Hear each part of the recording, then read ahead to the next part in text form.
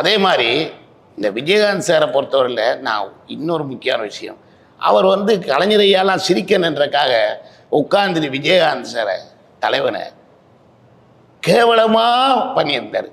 அதை ஒரு முதலமைச்சர் ஒரு கலைஞரையா உட்காந்து பார்த்து சிரிக்கிறார் அந்த இடத்துல. அது யாராக இருந்தாலும் நமக்கு சோறு போட்ட பொண்டாட்டி திட்டினாலும் நான் அடிப்பேன். ஏன்னா அப்படிப்பட்ட ஒரு நல்ல மனிதர், வாரி வழங்கிற வள்ளல், அதெல்லாம் நினைச்சு கூட பார்க்க முடியாது. புரட்சி கலைஞர் விஜயகாந்த் சார் இன்னைக்கு மாறி இருந்து அவர் மேலே கோவப்பட்டிருந்தா எவ்வளோ பிரச்சனையா இருக்கு, வடிவேலு இருக்க முடியுமா? அவரோட பெருந்தன்மை. அந்த வானத்தை போல மனம் படைச்ச மன்னவனே, பனி துளிய போல குணம் படைச்ச தென்னவனே, மஞ்சளிலே ஒரு நூல் எடுத்து